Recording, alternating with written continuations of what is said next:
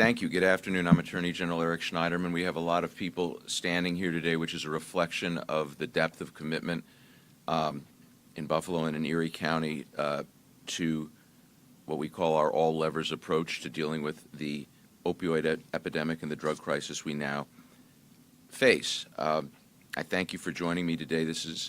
I'm pleased to be making an announcement, an important announcement about a series of major arrests in the Buffalo region and beyond.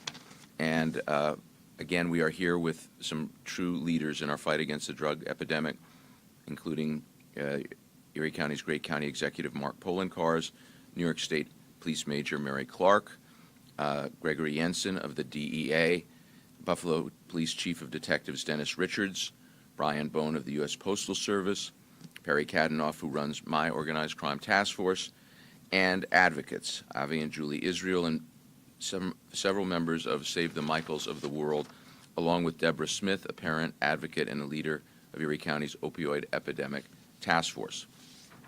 We're here today to announce the results of Operation Blue Death, a nearly year-long multi-state investigation by my office's Organized Crime Task Force, the federal DEA, the New York State Police, and others, into an alleged drug trafficking ring that extended from coast to coast.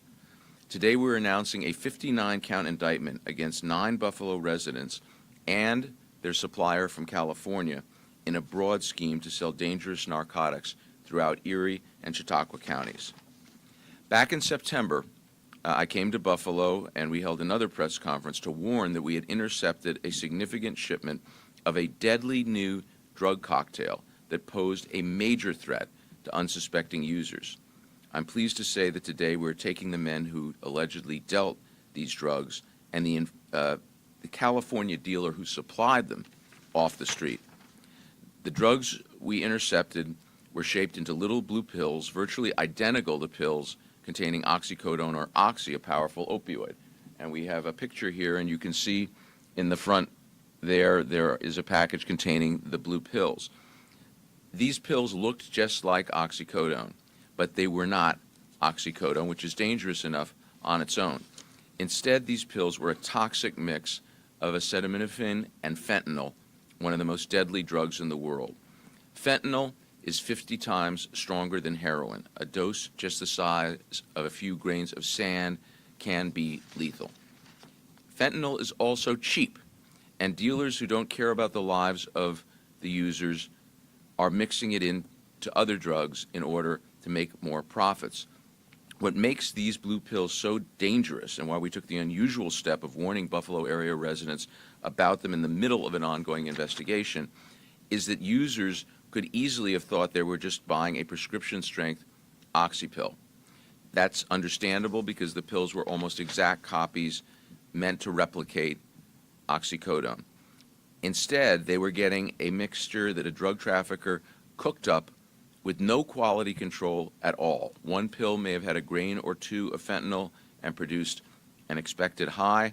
Another pill may have had too much fentanyl and actually been deadly. These pills are so unpredictable and so noxious that even when we deal with them, our investigators and police officers across the country do not handle them without significant protection. Just skin contact with fentanyl can be dangerous to your health. Taking one of these pills, because they were made with no quality control, no assurance of how much fentanyl was in any pill, was like playing Russian roulette. When our investigators first discovered these shipments of pills, it was the first time we had seen them in the Buffalo region, but we know that pills like these have killed before. In California, where these drugs came from, and we have arrested, as I said, the dealer in California who was supplying them.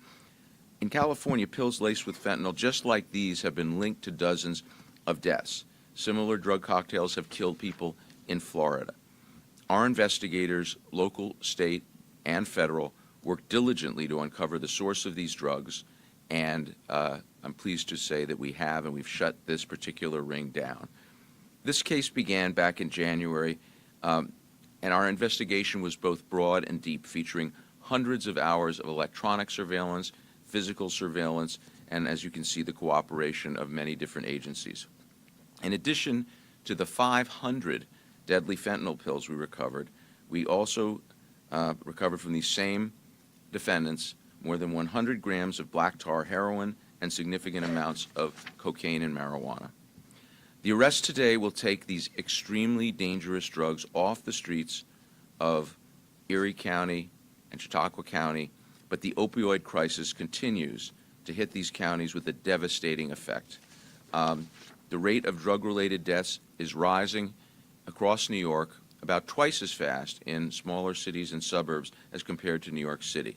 That's why in April my office launched the Surge Initiative, a commitment to dedicating more resources to collaborating with state and local law enforcement to root out violent gangs and drug dealers. The Surge Initiative, which stands for Suburban and Upstate Response to the Growing Epidemic, focuses on the communities that have been hardest hit by drug trafficking and drug abuse across New York State. In the months since we launched the initiative, we've already arrested more than 270 dealers.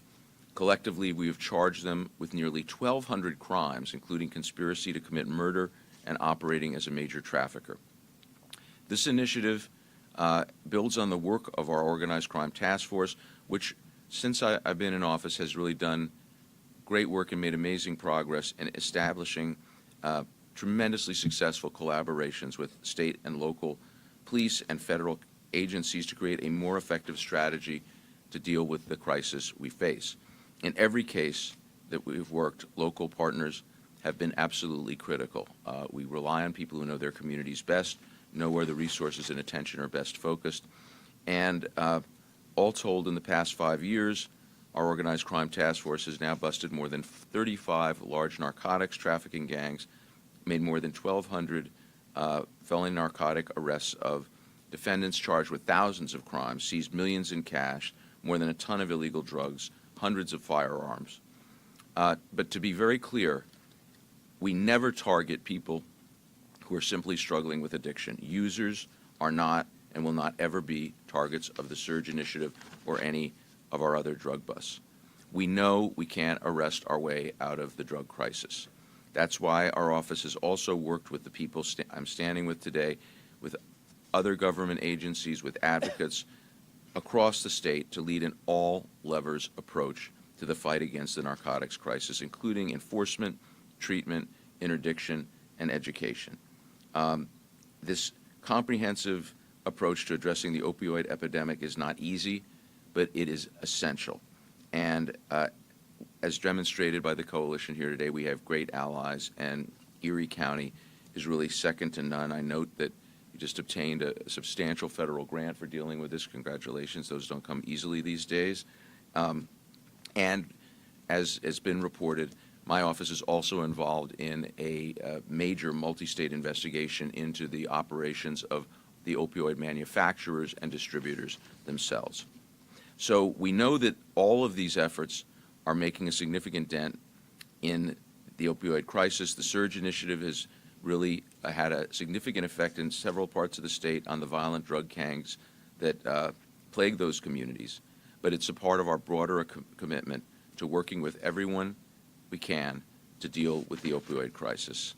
And in addition to the DEA and New York State Police, who did tremendous work here, I want to also mention the Buffalo Police Department, the town of Amherst Police Department, U.S. Postal Inspectors, who did terrific work, the Federal Bureau of Alcohol, Tobacco, Firearms, and Explosives, and even the U.S. Army National Guard Counter-Drug Task Force that also provided assistance. And let me give a special shout out to the advocates who are here with us, to people who have lost loved ones to opioid addiction and taken their pain and turned it into a commitment to ensure that others do not face the tragedies they've faced, and they are our strongest allies. They were critical to our efforts to pass legislation and set up the I-STOP system. They are relentless supporters of this important cause, and I thank them. Avi and Julie Israel, Deborah Smith, and others have been with me many times on this, and without their help, we would not be making progress. So while there remains a long fight ahead of us, I feel very good about the coalition we've got. We will never waver in our efforts to deal with this crisis through every means possible, and I thank you for joining me here today. And now I'd like to bring up someone who is a great a great ally, a great activist in government, and has worked with us on this and many other important endeavors, County Executive Mark Polenkars. Thank you, sir. Thank you, Mr. Attorney General. Thank you all for joining us here today for this very important announcement. I want to commend the Attorney General and his staff, as well as the members of local law enforcement, for their tremendous work of not only getting these drugs off the street, but arresting and indicting these dealers who are killers. It's as simple as that. The drugs that they are peddling on the street are killing individuals. And all I have to do is look at the statistics. As of this morning, there were 173 confirmed overdose deaths in Erie County in 2017, with another 125 suspected. Last year we had approximately 301. So we are going to surpass last year's numbers. But I also look at the numbers that I'm seeing from counties across the United States of similar size of Erie County, Montgomery County, Ohio, Summit County, Ohio, that we're basically dealing with this at the same time, and they're reaching 600 and 700 deaths this year. It just goes to show the good work that's being done by each and every one of the participants here to try to reduce the number of deaths that are out there with regards to the opiate epidemic. Unfortunately, every death is an unnecessary death, and it's one that we wish didn't happen. That's why I want to thank all of the parents advocates and family advocates, because I know you really don't want to be here, but you're putting yourself out there to let other people know that there is help, there are things that can be done to ensure that your loved one does not become the next statistic. We are going to continue this fight. As the Attorney General said, this is going to be a long fight. It took nearly 10 years for this country, not just this community, but this country to get into the opiate epidemic. And it's going to take some more time, but we are seeing successes locally. And actions like this today, the indictment against these 9 individuals in New York State and the one in California, just goes to show that working together, local, state, federal resources, we can fight this opiate epidemic. We're going to continue to do that in Erie County. We're going to continue to fight on behalf of the people of our community. And we're going to work with our partners in local law enforcement to bring those who are responsible for this and hold them accountable, whether it's individuals that are dealers on the street, or what we're doing in Erie County, which is suing prescription drug manufacturers who started this unfortunate epidemic. They all need to be held responsible. So I want to commend the Attorney General for the good work that's being done by his office. Thank everyone for your good work. This is stuff you don't want to touch with a bare hand. Fentanyl pills can be absorbed through the skin. I thank law enforcement for their tremendous work and what they do, and they really put themselves on the line when they go out there and do this. People don't realize it, but fentanyl can kill just by touching it. And it's important that we have trained personnel who know what to do, and I thank you for all that you do. And we will continue to fight here in Erie County as long as it takes so that we're not talking about this epidemic anymore. Unfortunately, it's just going to take a little bit longer to do that. With that, would you? Thank you. Thank you. Thank you very much, County Executive Polenkars. And now we're going to hear from New York State Police Major Mary Clark. The New York State Police have been our essential partners in many of these operations, and we value that relationship very much. So I'm pleased to have Major Clark here with us today. Thank you. Good afternoon. I want to thank Attorney General Schneiderman, the members of the Organized Crime Task Force, DEA Buffalo, and all of our other law enforcement partners for their collaboration in making these arrests. This is a noteworthy case. We have taken several dangerous heroin traffickers off the streets and dismantled their drug operations. On November 15th, we arrested these individuals on drug possession, sale, and conspiracy charges for their involvement in the operation. Again, the New York State Police is proud to have worked together with our federal, state, and local law enforcement partners in Operation Blue Death. For months, many investigators have been working this case and gathering the intelligence needed to stop this organization from distributing heroin and fentanyl in our community. Everyone in this room is aware of the dangers that heroin poses across New York. It continues to be a major concern for law enforcement, and it's not just a problem for Western New York, for Buffalo, and the suburbs. It's prevalent in nearly every community, big or small. And heroin does not discriminate. Teens, grandparents, white-collar, blue-collar, single or married with children, this addiction has no boundaries.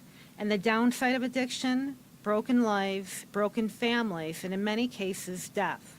Across New York, we are seeing record numbers of lives taken via a heroin overdose. And again, that is not a problem that's exclusive to one part of the state.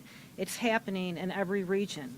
Imagine if more of these drugs if more of the drugs these individuals were selling had made it out onto our streets, and what the potentially deadly impact would have had on our community. The individuals charged in this case had no regards for the damage or the danger they would have caused. Today, we want to send a message to those selling these dangerous narcotics in our communities and say there will be more arrests to come.